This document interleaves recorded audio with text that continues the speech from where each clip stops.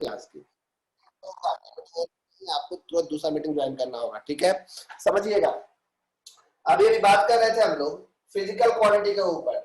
Physical quantity किसको कहते हैं? A quantity that can be measured is called physical quantity. कितने तरह का फिजिकल क्वांटिटी होता है? आखिर हम कोई भी क्वांटिटी जिसको मेजर कर सकते हैं उसको हम फिजिकल क्वांटिटी कहते हैं। तो क्वांटिटी कितने तरह का होता है? ध्यान रखिएगा, क्वांटिटी दो तरह का होता है। फिजिकल क्वांटिटी को हम दो हिस्सों में बांट दिए, दो हिस्सों में क्वांटिटी के हिसाब से। नंबर वन, एक कहलाता है fundamental quantity. Fundamental quantity, fundamental का दूसरा नाम है बेस क्वांटिटी, और दूसरा है, जब हम बोलेंगे लिखने लिखवाएंगे उसमें करेंगे, समझिए बात। दूसरा है डिराइव्ड क्वांटिटी। डिराइव्ड क्वांटिटी, एक होता है फंडामेंटल क्वांटिटी, एक होता है डिराइव्ड क्वांटिटी। अब किसको कहते हैं फंडामेंटल क्वांटिटी? बहुत ही आसान सा टर्म है। पहले आपको हम यूनिट का डेफिनेशन बताएंगे, चिंता ना करो, लिखवाएंगे। नोट कॉपी आपका अलग होगा। जैसे वेक्टर अभी आपको सिर्फ थोड़ा सा ही पढ़ाया तो आपका कम से कम 10 12 15 पेज से ऊपर भर गया, देख रहे हैं ना। फिजिक्स 3 कॉपी से 4 कॉपी भरेगा, आप इसी से अंदाजा लगा लो। एक वेक्टर टॉपिक है वो आपका इतना इतना कॉपी भर देगा अगर आप सारा न्यूमेरिकल बना रहे हो तो ध्यान रखना। खैर, फंडामेंटल यूनिट किसको कहते हैं? Units are those standard notations which are used to measure a physical quantity. वो स्टैंडर्ड नोटेशन जो किसी फिजिकल क्वांटिटी को मेजर करने के लिए हम यूज करते हैं वो यूनिट है। यूनिट होता कितने तरह का है? ऑब्वियस सी बात है, यूनिट दो तरह का होगा। अभी आपको मैंने बताया, पहला फंडामेंटल, दूसरा डिराइव्ड। फंडामेंटल क्या होता है? देखो, वैसा यूनिट जो किसी पे डिपेंडेंट ना हो, जो किसी पे भी डिपेंडेंट ना हो, उसको कहेंगे हम फंडामेंटल। और जो क्वांटिटी फंडामेंटल पे डिपेंड करेगा उसको कहेंगे डिराइव्ड। समझते हैं? सुनो, ये बताओ, आपको पता है कि एक्सेलरेशन का फॉर्मूला क्या होता है? एक्सेलरेशन का फॉर्मूला 9th क्लास या 10th क्लास जो भी आप सब जानते हैं। एक्सेलरेशन होता है वेलोसिटी बाय टाइम। और आपको पता है कि वेलोसिटी का क्या फॉर्मूला होता है? आप बोलेगा बिल्कुल, वेलोसिटी का फॉर्मूला होता है डिस्प्लेसमेंट बाय टाइम। अगर आपसे हम पूछेंगे कि फोर्स का फॉर्मूला क्या होता है, तो आप बोलोगे कि फोर्स का फॉर्मूला होता है मास इनटू एक्सेलरेशन। तो देखो यार ध्यान से, फोर्स का फॉर्मूला मास इनटू एक्सेलरेशन, मतलब फोर्स दो चीजों पे डिपेंड किया, मास पे और किस पे? एक्सेलरेशन पे। एक्सेलरेशन भी दो चीजों पे डिपेंड किया। किन दो चीजों पे? गौर करो आप, वेलोसिटी पे और टाइम पे। वेलोसिटी भी दो चीजों पे डिपेंड किया, किनके ऊपर? डिस्प्लेसमेंट पे और टाइम पे। कहने का मतलब ये, अब तोड़ के दिखाओ आगे, डिस्प्लेसमेंट और किसी चीज पे डिपेंड नहीं करेगा। मतलब टाइम किसी पे डिपेंडेंट नहीं है, डिस्प्लेसमेंट डिपेंडेंट नहीं है, मास डिपेंडेंट नहीं है। कौन कौन डिपेंडेंट है? फोर्स डिपेंडेंट है, वेलोसिटी डिपेंडेंट है, एक्सेलरेशन डिपेंडेंट है, या वेलोसिटी डिपेंडेंट है वो तो हम बोल ही चुके थे। तो जो किसी पे डिपेंडेंट हो गया वो डिराइव्ड हो गया, और जो किसी पे डिपेंड ना हो वो फंडामेंटल हो गया। तो यहाँ कौन कौन फंडामेंटल है जरा सोच के बताइए। मास फंडामेंटल है, डिस्प्लेसमेंट फंडामेंटल है, टाइम फंडामेंटल है। तो ऐसा कहा जाता है कि जो किसी पे डिपेंडेंट ना हो उसको कहेंगे फंडामेंटल या बेस क्वांटिटी। और जो फंडामेंटल पे डिपेंड हो जाए, जैसे वेलोसिटी डिपेंड हुआ ना फंडामेंटल पे, तो जो फंडामेंटल पे डिपेंडेंट हो जाए उसको कहेंगे हम लोग डिराइव्ड क्वांटिटी। अब इस पे क्या तर्क आया लोगों का, सुनो। चाइना वाले कुछ बोले, इंडिया वाले कुछ बोले। जैसे मान लो एक छोटा सा एग्जांपल देते हैं, हम लोग बोले कि भाई फोर्स इज इक्वल टू होता है मास इनटू एक्सेलरेशन। अब मास तो ठीक है, एक्सेलरेशन को लिख दिया वेलोसिटी बाय टाइम, और मास तो ठीक है, वेलोसिटी को हम लिख दिया डिस्प्लेसमेंट बाय टाइम। नीचे पहले से एक टाइम था तो टाइम का स्क्वायर। तो हमने कहा कि ये फोर्स जो है इन सब फंडामेंटल पे डिपेंड किया, ठीक है, यानी कि फोर्स जो है इस पे डिपेंड कर रहा है। लेकिन बोलने वाला ऐसे भी तो बोल सकता है कि क्यों ना हम ऐसा लिखे कि फोर्स इज इक्वल टू, आप बोल रहे हैं मास इनटू एक्सेलरेशन, हम बोलेंगे mass is equal to force by acceleration. अब mass is equal to force by acceleration का मतलब हो गया कि मास डिपेंड कर रहा है फोर्स पे और एक्सेलरेशन पे। तो हम ये भी तो कह सकते हैं कि यहाँ पे मास हो गया डिराइव्ड क्वांटिटी, हम फोर्स को फंडामेंटल कर दे, एक्सेलरेशन को फंडामेंटल कर दे। ऐसा कुछ बेतुका बात हो सकता है? बिल्कुल हुआ, शुरुआत में ऐसा हुआ। तो जाकर साइंटिस्टों ने ये कहा कि नहीं नहीं ऐसे तो नहीं चलेगा, हम सबको मिलकर एकता में काम करना होगा एक साथ। भाई क्या काम करोगे एक साथ? तो भाई हम लोग मिलकर एक सोसाइटी बनाते हैं, उस सोसाइटी का जो निर्णय होगा, बहुत सारे एक्सपेरिमेंट, बहुत सारी बातों के बाद उसको हम लोग मानेंगे। जैसे केमिस्ट्री में आपको नोमेनक्लेचर में जितने भी नाम लिखने की जिम्मेदारी है वो IUPAC की है। आप उनका फुल फॉर्म जानते हैं, 10th क्लास में रट्टा मार के बैठे। उसी तरह से जैसे IUPAC की जिम्मेदारी है, उसी तरह से यहाँ पे फ्रांस के हिसाब से नाम रखा गया था। उन्हीं के लोगों की ज्यादा कंट्रीब्यूशन माना गया था यूनिट में शुरुआत में। तो उस हिसाब से एक कमेटी बना जिसका नाम है सीजीपीएम। सीजीपीएम, और ये जो नाम आपको दिख रहा है सीजीपीएम, ये फ्रांस के हिसाब से फुल फॉर्म करना पड़ेगा आपको, ठीक है। कॉन्फ्रेंस जनरल डेज पॉइंट्स एट मेजर, ये है। लेकिन असल में अगर इसको इंग्लिश में ट्रांसफर करें तो इसका नाम होता है general conference on weight and measure. General conference on weight and measure, इसका नाम है general conference on weight and measure English में। तो ये तो फ्रांसीसी नाम का आपको शॉर्ट फॉर्म है। जैसे आपको हम अगर समझा है कि आप सुनते हुए एसआई, एसआई यूनिट्स, एसआई। अब ये एसआई का फुल फॉर्म तो आप जानते हैं कि ये भी फ्रांसीसी नाम है। उन लोगों का कंट्रीब्यूशन ज्यादा तो लोग अपने हिसाब से ही सेट कर दिया है कि नहीं, और इसलिए हम लोग, लेकिन इंग्लिश में अगर बोलोगे तो होता है इंटरनेशनल सिस्टम ऑफ यूनिट्स। तो आईएस तो बोलते नहीं है, क्योंकि फ्रेंच में इसको बोलते हैं सिस्टम ऑफ इंटरनेशनल डा यूनिट्स, डी डा लिखता है वो लोग, उसके हिसाब से सिस्टम ऑफ इंटरनेशनल एसआई हो जाता है। तो खैर, तो ये जो संस्था हमारी बनी, जो संस्था का नाम हम, ये ऑब्वियस बात है इंग्लिश में फुल फॉर्म सेट नहीं हो रहा है, सीजीपीएम, इस एसोसिएशन ने ही तय किया कि हम किस किस क्वांटिटी को फंडामेंटल मानेंगे और किस किस क्वांटिटी को डिराइव मानेंगे। और ये अच्छी बात हुई कि उन्होंने ऐसा ऐसा क्वांटिटी खोज निकाला कि भाई इन सब क्वांटिटी को ही फंडामेंटल कहो।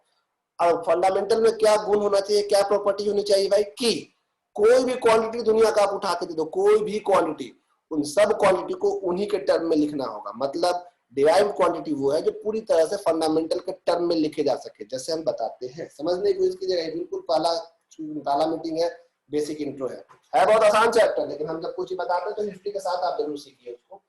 इस पे भी सवाल आपको दिखेगा हर लेवल का। तो फंडामेंटल, तो टोटल हो गया 7 फंडामेंटल क्वांटिटी। याद रखिएगा, सबका डेफिनेशन लिखवाएंगे, अभी कुछ मत आप लिखिएगा। तो इन लोगों ने तय किया कि हम लोग तय करते हैं कि टोटल 7 ही फंडामेंटल क्वांटिटी है। सबसे पहला इन्होंने तय किया मास। इन्होंने कहा कि मास को फंडामेंटल लेंगे। दूसरा इन्होंने लेंथ को फंडामेंटल लिया। तीसरा इन्होंने टाइम को फंडामेंटल लिया। स्कूलों में अगर क्लास शुरू हो गया तो ये सब आपको बच्चों का खेल लगेगा बिल्कुल, लेकिन अगर आप पहली बार सुन रहे तो याद रखना होगा, मास, लेंथ, टाइम। इन्होंने टेम्परेचर को भी फंडामेंटल माना है, और इन्होंने माना है मतलब पूरी दुनिया को मानना होगा।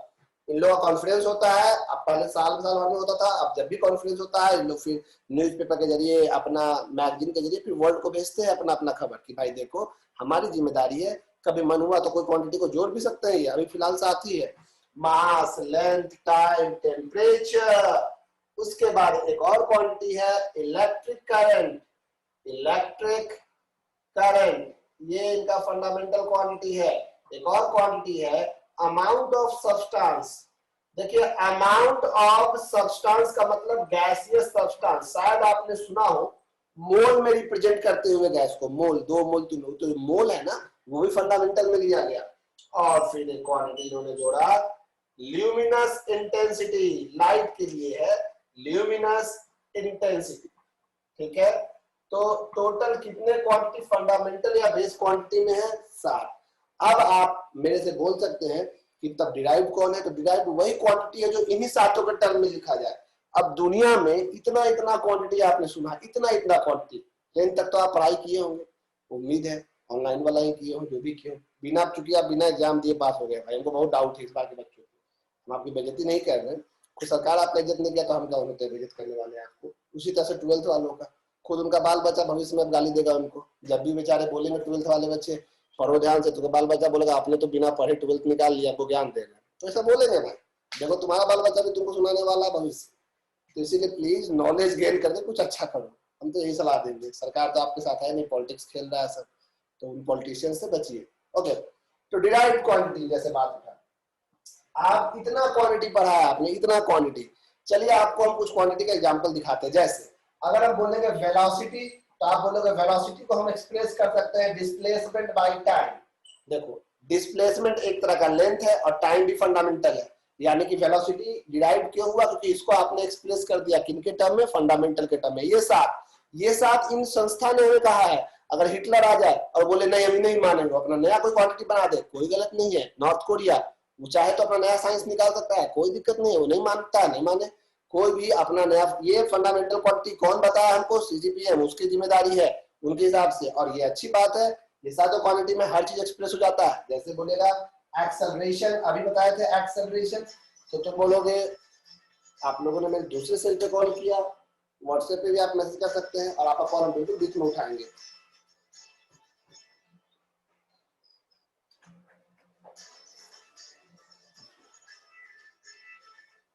हेलो, सभी क्लास ले रहे बाबू, क्लास के बाद बात करें।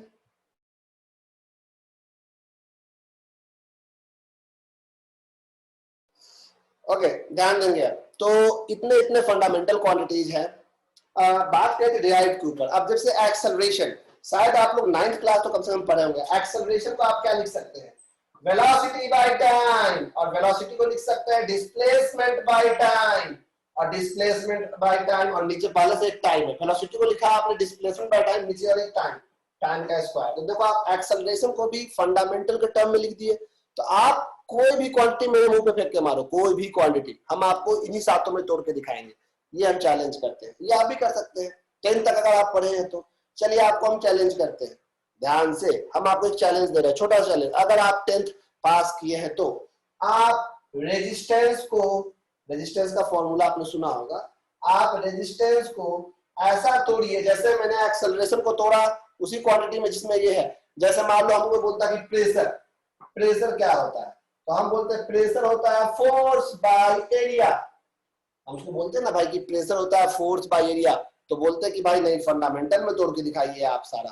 फोर्स तो फंडामेंटल नहीं है, एरिया भी सातों में नहीं है, तो फोर्स को क्या लिखते हैं?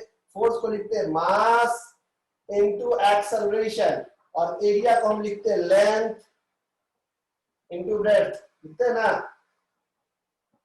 अब ध्यान दो आप, मास तो फंडामेंटल है, लेंथ भी एक तरह से फंडामेंटल है, ब्रेड्थ भी एक तरह का लेंथ है, वो भी फंडामेंटल है।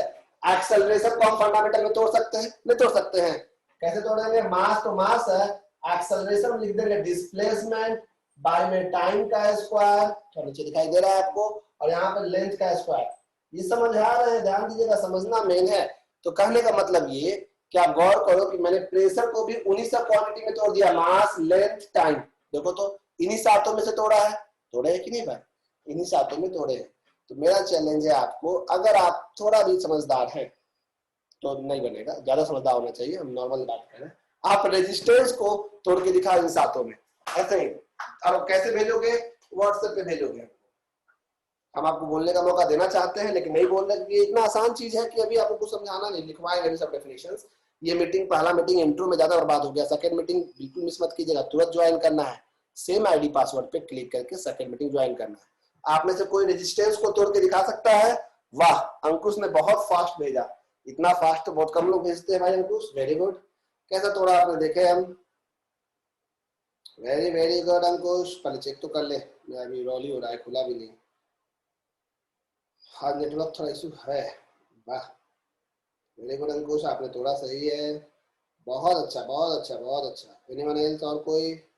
आयुष ने भेजा, सॉरी अंकुश ने नहीं, आयुष ने भेजा, सॉरी आयुष। अंकुश आयुष एक ही नाम पढ़ लिए। वाह वाह आयुष वाह, थोड़ा गलत हो गया, थोड़ा थोड़ा, क्योंकि चार्ज फंडामेंटल क्वांटिटी नहीं है आयुष, आपने चार्ज रख दिया है। चार्ज कहाँ है फंडामेंटल? करंट फंडामेंटल है, करंट को आपको नहीं तोड़ना था बस।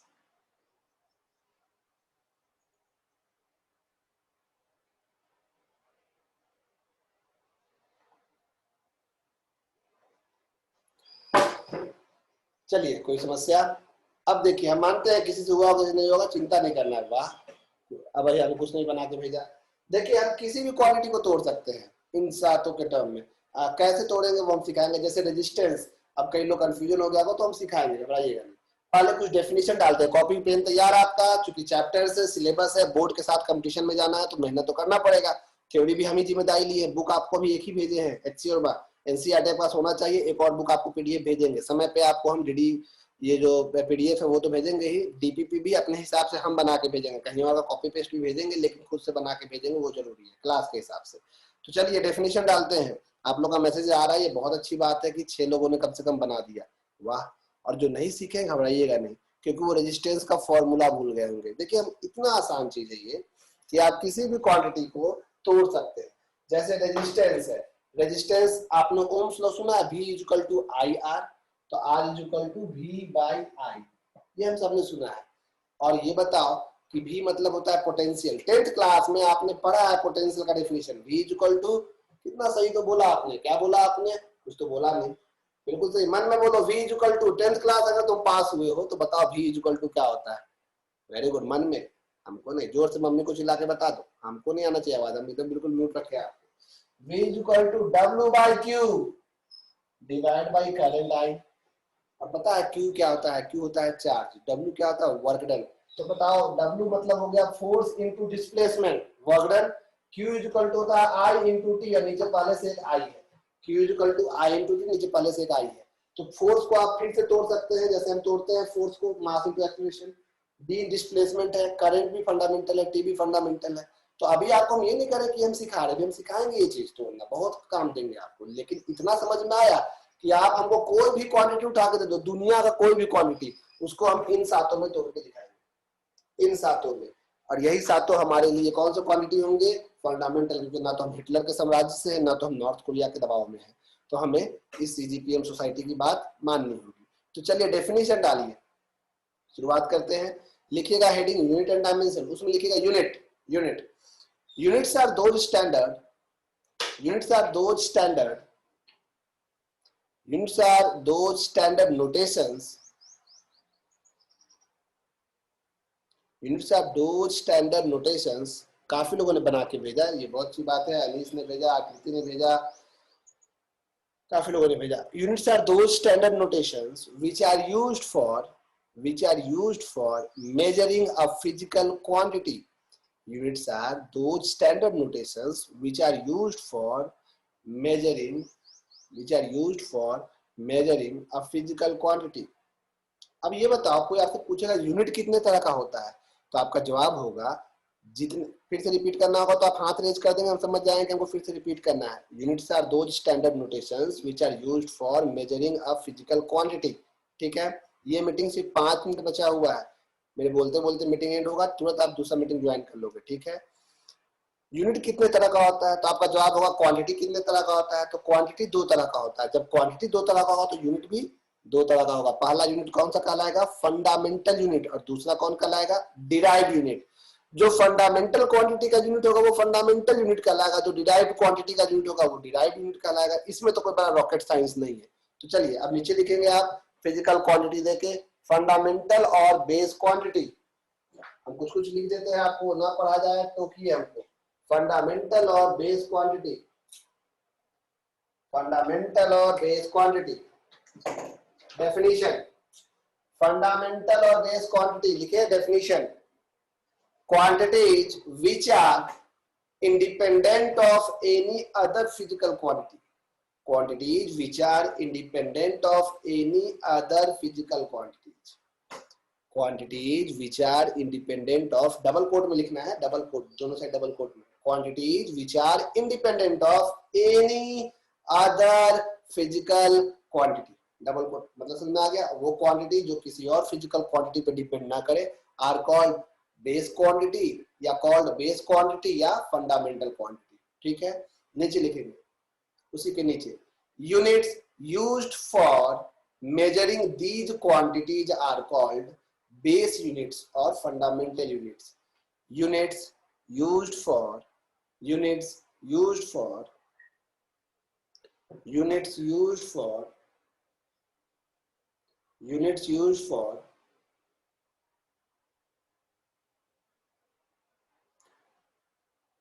डायमेंशन लिखने नहीं बोले हैं अभी हम कुछ, या कुछ जितना लिख रहे हैं वो काफी है।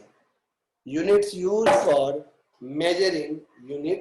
For measuring these quantities are called fundamental और बेस यूनिट्स,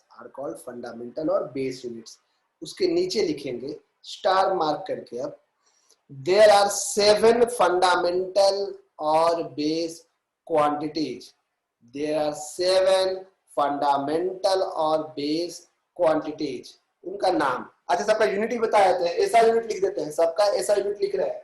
मास का यूनिट होता है केजी, लेंथ का होता है मीटर, टाइम का ऐसा यूनिट सेकंड, टेम्परेचर का केल्विन होता है, के फॉर केल्विन। ठीक है, इलेक्ट्रिक करंट का एम्पियर होता है, ए फॉर एम्पियर, पूरा लिख देते हैं एम्पियर। अमाउंट ऑफ सब्सटेंस का मोल होता है MOL, मोल नोटेशन लिख रहे हैं, सिर्फ MOLE होता है लेकिन नोटेशन में MOL लिखते हैं। और ल्यूमिनस इंटेंसिटी को कैंडेला CD से दिखाते हैं, CANDELA कैंडेला होता है। तो ये यूनिट को हम थोड़ा सा लिख दिए। तो लिखिएगा there are 7 fundamental quantities. Number 1 mass, number 2 length, number 3 है time, temperature, electric current, amount of substance and luminous intensity. mass, length, time, temperature, electric current, amount of substance and luminous intensity। Pen है, second meeting है, जो dimension सिखाएंगे अभी तुरंत उसको join करना। ये मीटिंग 1 मिनट में खत्म होगा, 40-40 मिनट का 2 मीटिंग हर दिन होगा, हर दिन नहीं, सप्ताह में 3 दिन होगा, तो तुम दिल पे ले लोगे यार। खैर, mass, length, time, temperature, electric current, amount of substance, luminous intensity। इसके अलावा भी 2 और है, वो बात करेंगे हम लोग, घबराइएगा नहीं।